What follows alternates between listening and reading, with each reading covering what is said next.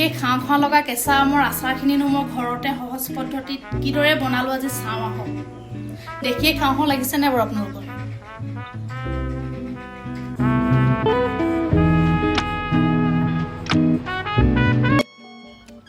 এয়া দেখিছে মই আমখিনি ধুই পিনে 2 ঘণ্টা টাইম ৰাখি থৈছিলোঁ। তাৰপাছত এখন টিচু পেপাৰ লৈ ধুনীয়াকৈ মোহাৰি লৈছোঁ।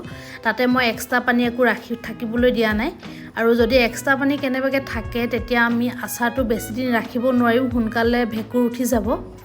আৰু মই যিহেতু আমত বুলি নহয় যিকোনো আচাৰত মই কোনো ধৰণৰ ভিনেগাৰ নিদিওঁ, সেইটো কাৰণে কি হয় মই পানী যাতে নাথাকে সেইটো মই ধ্যান দিওঁ বিশেষকৈ। আৰু মোৰ আমখিনি অকণমান গুটিটো ধৰিছিলে, টান হৈছে। আমৰ অৱশ্যে অলপ টান হ'লে খাই ভালেই লাগে, আচাৰটো বেয়া নালাগে, কিন্তু কাটিবলৈ অলপ কষ্ট হয়। আপোনালোকে নিজৰ চাইজত কাটি ল'ব পাৰে যি ধৰণে কাটে, মই এনেকৈয়ে কাটিছোঁ। আৰু এয়া যে দেখিছে আমৰ গুটিটোৰ ওচৰত এখন পেপাৰ টাইপৰ বগাৰ এখন পেপাৰ টাইপৰ এখন ওলায়, সেইখন কিন্তু আপোনালোকে আঁতৰাই ৰাখি দিব। সেইখন থাকিলেও আচাৰটো সোনকালে বেয়া হয়।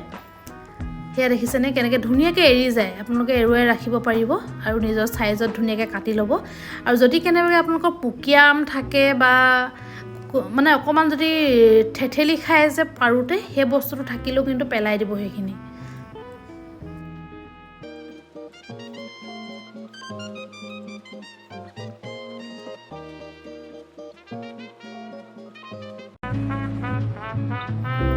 এয়া মোৰ আমখিনি কাটি হৈ গৈছে গোটেইখিনি। ইয়াতে মই নিমখ 3 চামুচ দিছোঁ।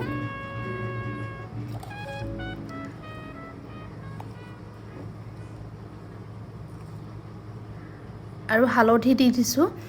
এনেকৈ নিমখ আৰু হালধি দি মই গোটেই ৰাতিটো ৰাখি থ'ম।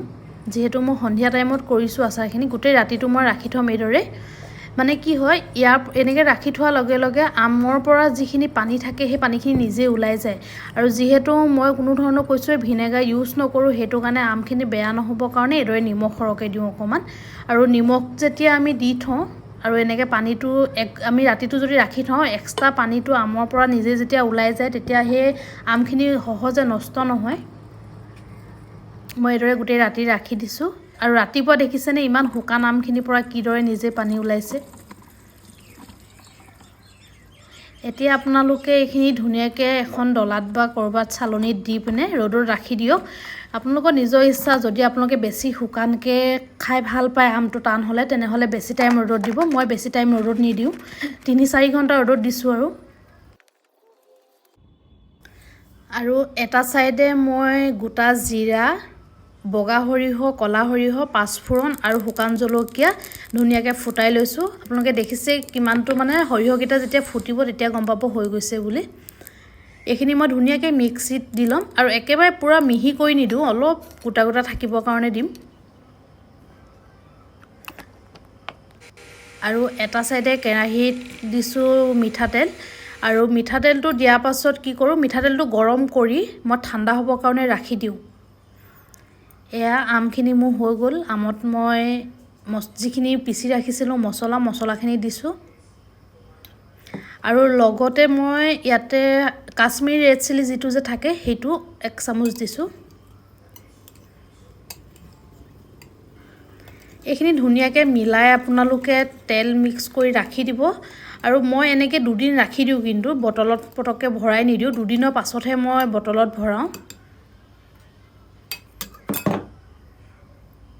এয়া মই গৰম কৰি যে ৰাখিছিলোঁ তেলখিনি ঠাণ্ডা হৈছে, সেই তেলখিনি ইয়াতে মিক্স কৰি দিছোঁ।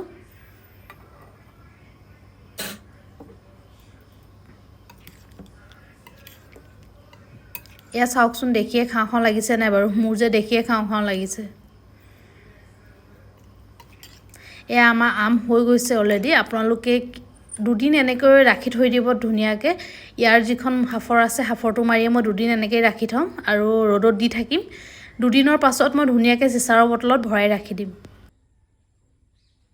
যিসকলে মোৰ এই ভিডিঅ'টো সম্পূৰ্ণকৈ চালে সকলোকে ধন্যবাদ জনাইছোঁ। আৰু আগলৈ আপোনালোকে মোৰ এই চেনেলটোৰ ৰেচিপি ভিডিঅ'বিলাক পাই থাকিবৰ কাৰণে মোৰ চেনেলটো ছাবস্ক্ৰাইব কৰিব লাগিব। ছাবস্ক্ৰাইব কৰি ৰাখক আপোনালোকে।